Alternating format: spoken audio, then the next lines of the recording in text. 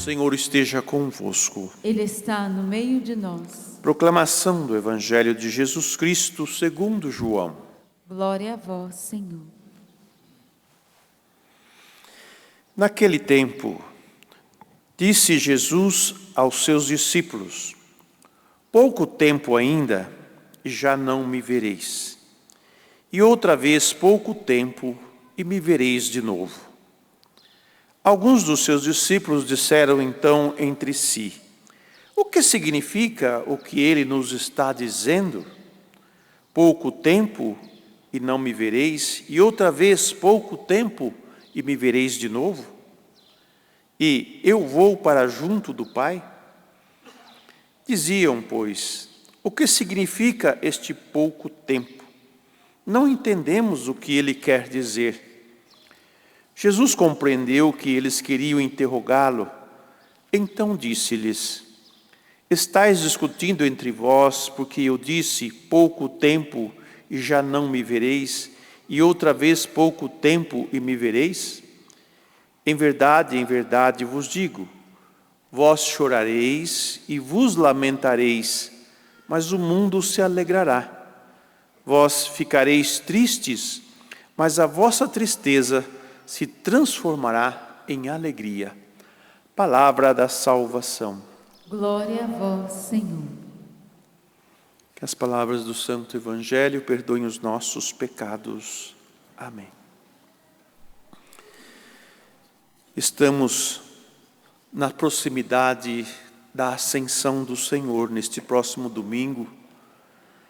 E assim como Jesus os preparou antes da sua paixão, também nos prepara para esse tempo novo, para esse modo novo de Jesus estar em nosso meio. Os discípulos se acostumaram com ele e acreditaram nele. E quando ele diz de forma figurada, pouco tempo e me vereis, mas eu pouco tempo não me verei mais, depois verei de novo, ele falava da sua paixão e morte, e que os discípulos depois iriam se alegrar, porque iriam vê-lo ressuscitado. Mas foram poucos os encontros de Jesus com ele após a sua ressurreição. Mas chegou o momento dele ir para junto do Pai, como ele já nos disse. E quando ele vai para junto do Pai, ele derrama sobre os discípulos e sobre a sua igreja o Espírito Santo. O Verbo se fez carne, se tornou visível, assumiu a nossa condição, carregou sobre si nossos pecados, sofreu a paixão e ressuscitou. E agora vai para junto de Deus. Tanto que os discípulos não mais teriam essa experiência de ver Jesus pessoalmente, mas iria ter a experiência de ter Jesus no seu coração. A presença de Jesus passa a ser no coração da pessoa. Então, a partir daí que o relacionamento com Deus, a intimidade com Deus se dará dessa maneira. E ele mandou os discípulos que anunciassem o Evangelho para que todos que crerem, outra palavra forte também nesse contexto, porque não é mais pela visão, mas é pela fé. Nós cremos em Deus pela fé. A visão que temos é das ações ou dos acontecimentos que Deus produz em nossas vidas, porque nós o deixamos fazer. Aí sim experimentamos. Há momentos de alegria, há momentos, parece que Jesus desapareceu, mas há momentos de grande alegria no nosso coração.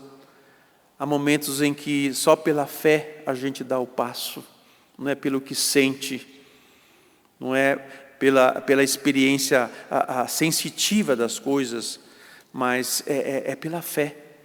Nós vivemos pela fé. Se não acreditarmos em Deus, que resultado vamos alcançar? Muito pouco. Mas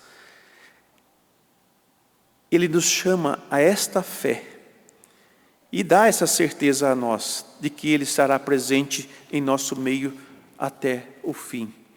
E nós, depois da sua ascensão aos céus, o aguardamos a sua segunda vinda, a vinda definitiva. E que ela acontece pessoalmente e vai acontecer de forma geral quando Ele vier.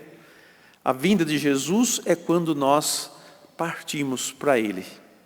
Saímos dessa realidade física e vamos para uma realidade espiritual. Aí sim, nós vamos nos encontrar com Ele. Muito assim, mas faz 2000 anos Jesus ainda não voltou, quando Ele vai voltar? Assim, não sabemos, porque Deus é tão misericordioso e tão bom que dá tempo para nós se convertermos. E ai de nós se não nos convertermos, porque no dia da nossa morte será a vinda do Senhor. Para a vinda particular, a vinda geral é a conclusão quando Ele entregará tudo ao Pai.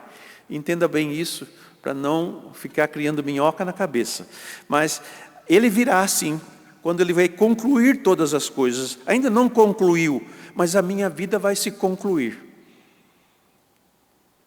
E um dado momento, o Senhor vai me chamar. E eu vou estar na presença dEle. E se eu caminhei na fé, e vivi a fé, e a pratiquei, e fiz tudo aquilo que é o ser de um cristão, de um homem de fé, de uma mulher de fé, sim, haverá muita alegria no nosso coração. E a comunidade cristã, no processo de evangelização, como nós vimos na carta da leitura dos Atos dos Apóstolos, Paulo, que era um judeu defensor do judaísmo, né, buscou eliminar os cristãos que acreditavam em Cristo. Agora é o inverso.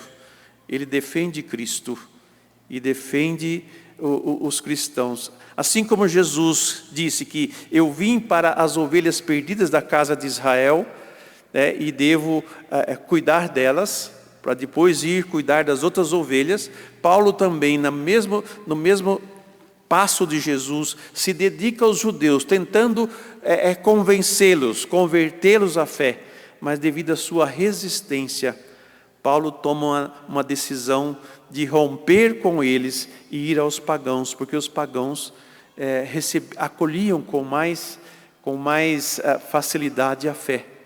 Por isso que ele sai e vai morar com um pagão, para ali começar o seu trabalho missionário, né?